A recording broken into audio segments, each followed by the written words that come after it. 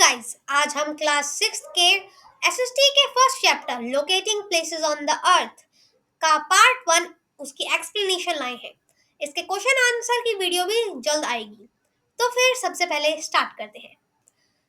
हमारे इस चैप्टर की स्टार्टिंग में ही आर्यभट्ट का एक कोट दिया गया है। The globe of the earth stands in space made up of water, earth, fire, and air, and is spherical. It is surrounded by all creatures, terrestrial as well as aquatic. इसका अर्थ है, जो अर्थ का globe है वो space में है, space में stand करता है, पानी से बना है, पानी के अलावा अर्थ से, फायर से, एयर से ये बना हुआ है और स्पेरिकल है यानी कि गोलाकार है।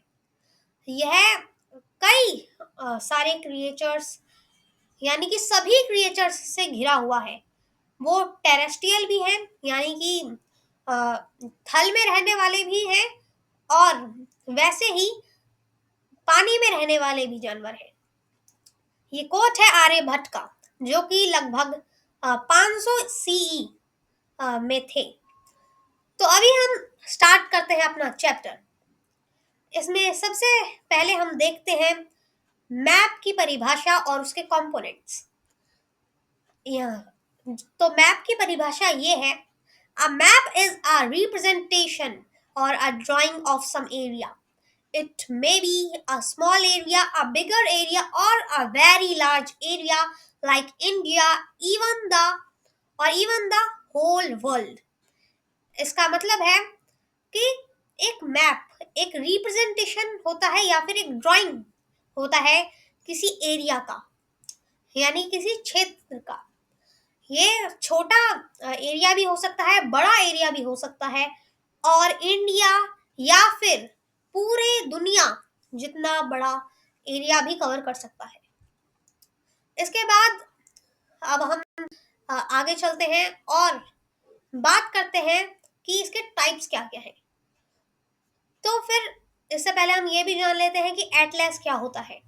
जो एक एटलस होती है वो एक बुक होती है या फिर जो मैप्स होते हैं उनका कलेक्शन होता है, और ये जो बुक होती है इसमें भी मैप्स ही होते हैं।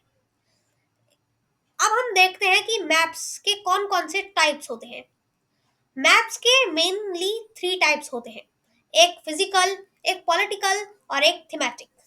इसके अलावा इसके topographic, national, geological, historical, aeronautical जैसे भी टाइप्स होते हैं, लेकिन ये मेन 3 ही हैं, फिजिकल मैप, पॉलिटिकल मैप और थीमेटिक मैप। यहाँ पर हम तीनों के एग्जांपल्स देख सकते हैं। ये सारे ही इंडियन सबकॉन्टिनेंट, मेनली देखें तो इंडिया के मैप्स हैं। ये फिजिकल मैप है जिसमें इसकी रिवर्स, इसके माउंटेन्स, इसके कोस्ट के और बाकी फिजिकल फीचर्स को बताया गया है। अगला आता है पॉलिटिकल मैप, जिसमें यहाँ पर इसकी स्टेट्स, कैपिटल्स और उन स्टेट्स की कैपिटल्स को दिखाया गया है। और एक है थीमेटिक मैप। थीमेटिक मैप किसी भी एक थीम पर आधारित होता है, जैसे कि जो यहाँ पर एग्जांपल लिया गया है उसमें मेन जो इंडिया के डैम्स हैं उन्हें लोकेट किया गया है।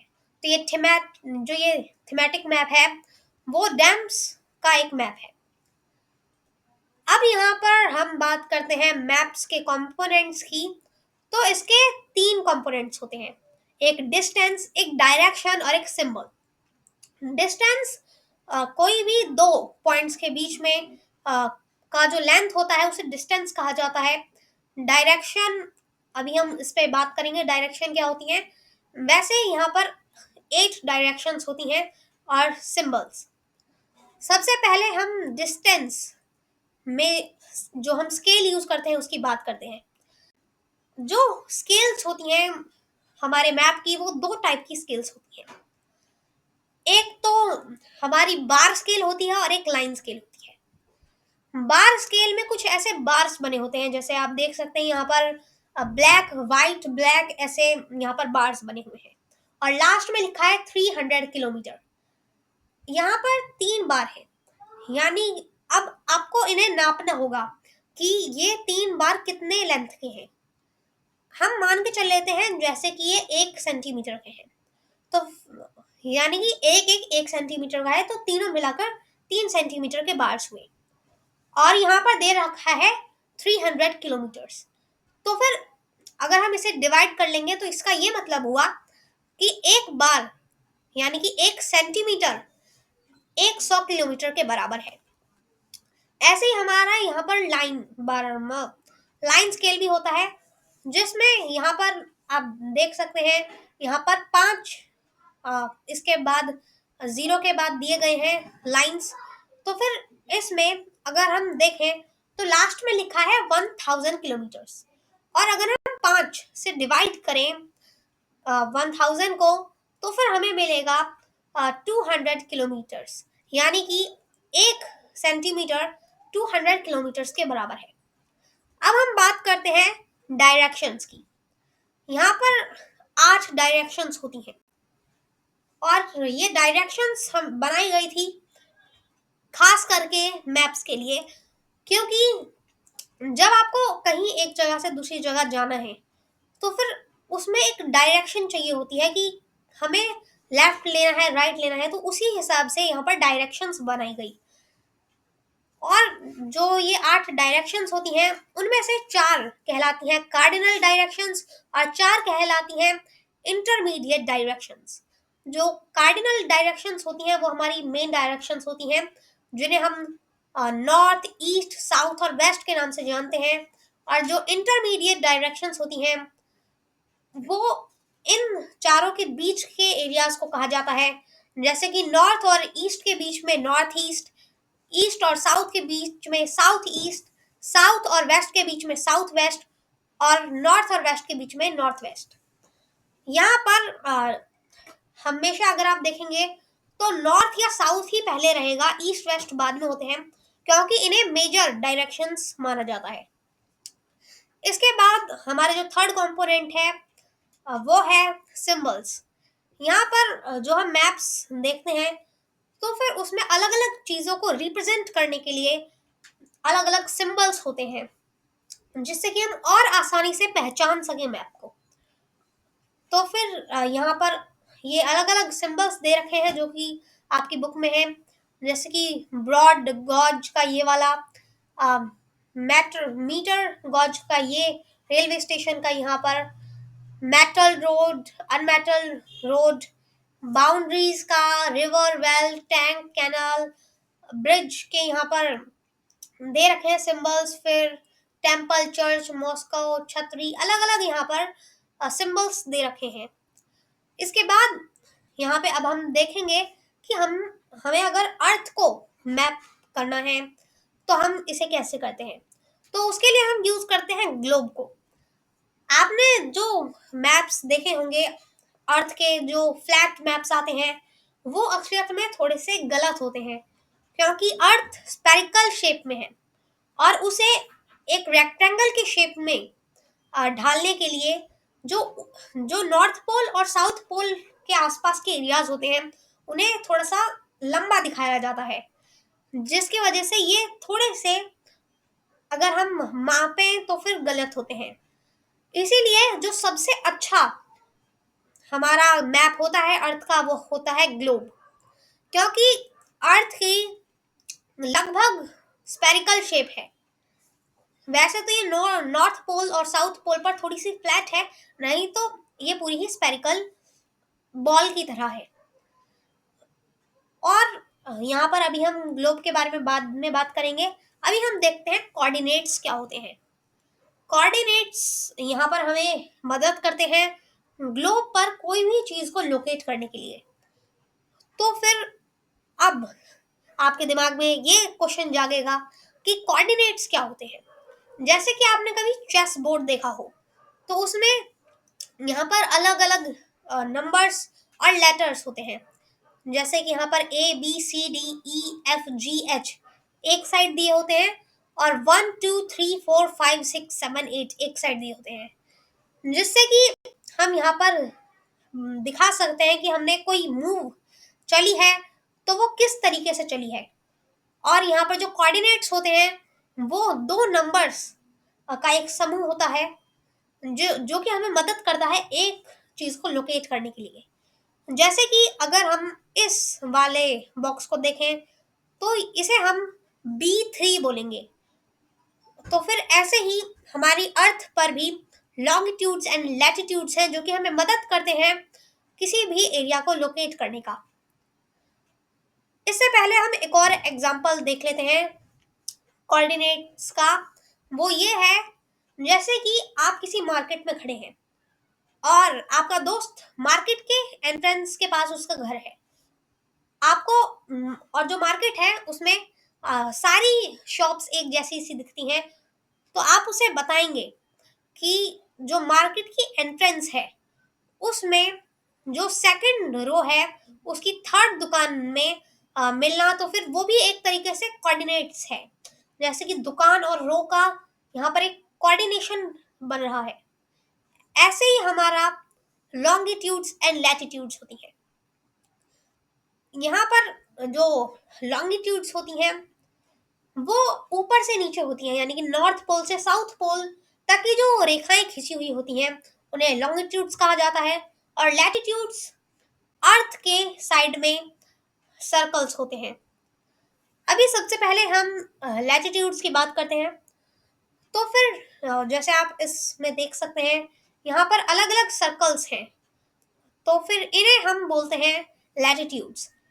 जो ये लैटिट्यूड्स और लॉन्गिट्यूड्स होती हैं ये दोनों ही असलियत में इमेजिनरी लाइंस हैं। असलियत में कोई ऐसी लाइन एग्जिस्ट नहीं करती है। इंसानों के द्वारा ये बनाई गई लाइंस है जिससे कि हम ग्लोब पर या फिर अर्थ पर किसी चीज को लोकेट कर सके। तो फिर यहाँ पर जो लैटिट्यूड्स हैं वो 181 होती हैं, जिनमें एक होती है इक्वेटर जो कि अर्थ के बिल्कुल मिडल से पास करती है और इसे कहते हैं 0 डिग्री, 0 डिग्री लैटिट्यूड। इससे नीचे की जो होती हैं उन्हें हम साउथ डिग्री लैटिट्यूड बोलते हैं और इससे ऊपर की नॉर्थ डिग्री लैटिट्यूड्स होती हैं। यहाँ पर ऊपर 90 लैटिट्यूड्स होती हैं और नीचे 90 लैटिट्यूड्स होती हैं। इसीलिए 90 90 180 और प्लस इक्वेटर तो 181 पूरी लैटिट्यूड्स होती हैं। तो फिर यहाँ पर इनसे सिर्फ सर्कल यहाँ पर बनता है। यहाँ पर एक साइड से देखते हैं तो हमें लगेगा कि यहाँ पर ये सिर्फ लाइंस है या फिर सेमी सर्कल्स हैं। लेकिन अगर हम इन्हें किसी पोल से देखें, जैसे कि हम यहाँ पर एग्जांपल नॉर्थ पोल का दिखा रहे हैं, तो फिर वो ऊपर से या फिर नीचे से सर्कल्स टाइप में दिखेंगे क्योंकि इन्होंने अर्थ को बिल्कुल अ, अपनी ही बेल्ट में ले रखा है। यहाँ पर जो सबसे लंबी लैटिट्यूड होती है वो इक्वेटर होती है क्योंकि ये अर्थ के बिल्कुल सेंटर से निकलती है। इनका फर्क हीट जोन्स पर भी पड़ता है क्योंकि जो बिल्कुल अर्थ के सेंटर से लाइन गुजरती है इक्वेटर, उसके आसपास के एरियाज में टॉरिड जोन होता है जिसमें सबसे गर्मी होती है। उससे थोड़ा ऊपर या उससे थोड़ा नीचे जाया जाए तो टेम्परेट जोन और उससे और आगे फ्रिज जोन जोन होता है। यहाँ पर अगर हम लाइंस का बताएं कि कौन सी लाइन से, तो फिर ऊपर से ट्रॉपिक ऑफ कैंसर से लेकर के ट्रॉपिक ऑफ कैप्रिकॉर्न तक जो ये वाला एरिया है इसे हम टॉरिड जोन बोलते हैं। और कैप्रिकॉर्न से Antarctic circle, south Antarctic circle, और अगर हम नॉर्थ की साइड देखें तो फिर कैंसर वाली लाइन से आर्कटिक सर्कल तक वाला जो ये एरिया होता है उसे हम टेम्परेट जोन कहते हैं। आर्कटिक और अंटार्कटिक सर्कल से आगे वाले जो एरियाज होते हैं उन्हें फ्रिज्ड जोन कहा जाता है। इसके ये तो हो गया हीट जोन्स की बात कि कहाँ पर ज़्यादा गर्मी होती है, कहाँ पर ज़्यादा ठंडी होती है। इसके बाद अब हमारी आती है लॉन्गिट्यूड्स। यहाँ पर अर्थ में पूरी 360 लॉन्गिट्यूड्स हैं। यहाँ पर जो लॉन्गिट्यूड्स होती हैं वो एक पोल से दूसरे पोल तक का सबसे शॉर्ट रास्ता होते हैं, यानी कि एक सीधी रेखा जो कि इधर से उधर जाती है, वैसे ये सीधी नहीं है क्योंकि अर्थ स्फेरिकल है। तो फिर इसीलिए ये भी सेमी सर्कल्स होते हैं। ये लैटिट्यूड्स की तरह फुल सर्कल्स नहीं होते, ये सिर्फ हाफ सर्कल्स यानी कि सेमी सर्कल्स होते हैं। इसमें जो पूरी 360 डिग्रीज होते हैं, जिनमें से जो 0 डिग्री होता है उसे हम प्राइम मेरिडियन कहते हैं। और यहाँ पर प्राइम मेरिडियन जो है उसे ग्रीनविच मेरिडियन भी कहा जाता है, क्योंकि जो यूके है, यूनाइटेड किंगडम, उसकी कैपिटल लंदन का एक एरिया है जिसे ग्रीनविच कहा जाता है। और ये जो 0 डिग्री लॉन्गिट्यूड है यह ग्रीनविच से पास करती है, इसीलिए इसे ग्रीनविच मेरिडियन कहा जाता है। इस अगर हम सोचें कि ऐसा ही क्यों, तो कोई और यहाँ पर प्राइम मेरिडियन क्यों नहीं चुनी गई, तो उसका रीज़न है 1884 में, जब यहाँ पर अलग अलग देशों में अलग अलग प्राइम मेरिडियंस होया करती थी। और उस टाइम यूनाइटेड किंगडम एक पावरफुल किंगडम था। तो फिर यहाँ पर यूनाइटेड किंगडम के साथ और कई देशों ने मिल करके एक निर्णय लिया कि लंदन के ग्रीनविच से निकलने वाली लाइन को आज से प्राइम मेरिडियन माना जाएगा। और वहां से कुछ देशों ने इस चीज की स्टार्टिंग की और फिर धीरे धीरे इसे इंटरनेशनली रिकॉग्नाइज कर लिया गया। यहाँ पर अगर हम लॉन्गिट्यूड की बात करें और उन पे कौन कौन सी लॉन्गिट्यूड पे कुछ सिटीज पड़ती हैं उनकी बात करें, तो फिर जापान की कैपिटल टोक्यो पड़ती है 140 डिग्री ईस्ट लॉन्गिट्यूड में। और अमेरिका में एक सिटी न्यूयॉर्क पड़ती है 74 डिग्री वेस्ट लॉन्गिट्यूड में। हमारी जो कैपिटल है दिल्ली, वो 77 डिग्री ईस्ट, और अगर लैटिट्यूड्स की बात करें तो 29 डिग्री नॉर्थ में पड़ती है। अब हम अगर थोड़ा सा हिस्ट्री में जाएं, तो फिर ये पहली प्राइम मेरिडियन नहीं थी। इंडिया के पास अपनी खुद की भी एक प्राइम मेरिडियन थी जिसे मध्य रेखा कहा जाता है, जो कि आज के उज्जैन की सिटी से निकला करती थी। उस टाइम उज्जैन को उज्जैनी कहा जाता था, लेकिन बाद में जैसे कि इसे इंटरनेशनली रिकॉग्नाइज किया तो इंडिया ने भी मध्य रेखा की जगह ग्रीनविच को ही मान्यता दी। यहाँ पर जो इंडिया है उसके भी दिए गए हैं लॉन्गिट्यूड्स और लैटिट्यूड्स की, कहाँ से वो स्टार्ट होता है। तो फिर इंडिया जो है वो स्टार्ट होता है 8 डिग्री 4 मिनट नॉर्थ लैटिट्यूड से और 37 डिग्री 6 मिनट नॉर्थ लैटिट्यूड तक इसका विस्तार है। ऐसे ही अगर ईस्ट में देखें यानी कि लॉन्गिट्यूड्स में देखें तो 68 डिग्री 7 मिनट्स ईस्ट से लेकर के 97 डिग्री 25 मिनट्स ईस्ट तक ये जाता है। अब हम बात करते हैं इसके हेमिस्फेयर्स की, कि जो ये प्राइम मेरिडियन है और इक्वेटर है, ये कैसे हमारी अर्थ को अलग अलग हेमिस्फेयर्स में बांटती है। तो अगर हम यहाँ पर बात करें सबसे पहले प्राइम मेरिडियन का, तो फिर जो प्राइम मेरिडियन से ईस्ट वाला हिस्सा है उसे ईस्ट हेमिस्फेयर कहा जाता है और वेस्ट वाले हिस्से को वेस्ट हेमिस्फेयर कहा जाता है। इक्वेटर में भी ऐसा ही है, इक्वेटर के साउथ वाले हिस्से को साउथ हेमिस्फेयर और नॉर्थ वाले हिस्से को नॉर्थ हेमिस्फेयर कहा जाता है। यहाँ पर जो हमारी लॉन्गिट्यूड्स हैं वो टाइम को भी डिसाइड करती हैं, क्योंकि जो हमारा अर्थ है वो 360 डिग्री अपने एक्सिस पे घूमता है और जो इसे घूमने में जो टाइम लगता है वो होता है 24 आवर्स का। अगर हम इसे डिवाइड करें तो हमारे पास आता है 15 डिग्री, यानी कि 1 घंटे का जो अंतर है वो 15 डिग्रीज का होता है।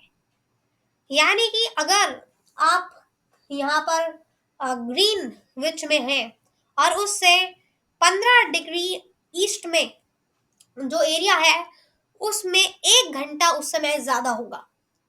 लेकिन ऐसा नहीं है कि हर लाइन के हिसाब से ऐसा माना जाता है, क्योंकि कुछ देश हैं जो कि वैसे सिर्फ एक लाइन में नहीं आते, कोई 2 में या 3 में आते हैं, लेकिन तब भी उनमें एक ही टाइमलाइन चलता है। जैसे कि इंडिया में भी 2 टाइम्स पास करते हैं, लेकिन इंडिया का प्लस 5.5 यानी कि 5.5 है टाइम। जबकि अगर हम यहाँ पर देखें तो 5 और 6 करके हम यहाँ पर 2 टाइम्स ले सकते थे यहाँ पर। लेकिन सिर्फ ऐसा नहीं है कि सारी कंट्रीज का एक ही टाइम रहता है, यानी कि इंडिया का एक ही टाइम रहेगा, चाइना का एक ही टाइम रहेगा, रशिया का एक ही टाइम रहेगा। कई देश ऐसे भी हैं जो कि अपने ही उसमें कोई 7 टाइमलाइंस में तो कोई 8 टाइमलाइंस में बटा हुआ है। जैसे कि इसके एग्जांपल्स हैं कनाडा, यूएसए और रशिया। ये सब ही में बहुत से यहाँ पर टाइमलाइंस हैं। रशिया में 11 टाइमलाइंस हैं। यहाँ पर अगर हम अब बात करते हैं इंटरनेशनल डेट लाइन की, जो यहाँ पर हमारा ग्रीनविच मेरिडियन है वो होता है 0 डिग्री, और इसके अपोजिट में जो लाइन पड़ती है उसे हम कहते हैं इंटरनेशनल डेट लाइन, जो कि 180 डिग्री ईस्ट और 180 डिग्री वेस्ट पे पड़ता है। इसीलिए इसे ना ही 180 डिग्री ईस्ट ना ही 180 डिग्री वेस्ट कहा जाता है, इसे सिर्फ और सिर्फ 180 डिग्री कहा जाता है। यहाँ पर एक और इसके बारे में जो इंटरेस्टिंग फैक्ट ये है कि अगर आप यहाँ एशिया और ऑस्ट्रेलिया वाले एरिया से नॉर्थ अमेरिका के एरिया में जाते हैं तो आपका एक दिन बढ़ जाता है। जैसे कि अगर आप संडे में एशिया और ऑस्ट्रेलिया से नॉर्थ अमेरिका की तरफ इस लाइन को क्रॉस करते जा रहे थे, तो फिर जैसे ही आप इसे पास करेंगे वो दिन मंडे हो जाएगा। और ऐसे ही अगर आप अमेरिका की साइड से एशिया और ऑस्ट्रेलिया वाले एरिया में आएंगे तो फिर एक दिन सब्जेक्ट हो जाएगा, यानी कि अगर आप मंडे में आ रहे थे तो फिर यहाँ पर आके आपके लिए संडे हो जाएगा। तो फिर यहाँ पर ये थे इसके कुछ इंटरेस्टिंग फैक्ट्स। इसके जो मेन पॉइंट्स थे वो आज हमने इसमें कवर कर लिए हैं। क्वेश्चन आंसर की जो वीडियो है वो जल्द आ जाएगी। तो आज के लिए बस इतना ही, मिलेंगे किसी अगली वीडियो में। धन्यवाद।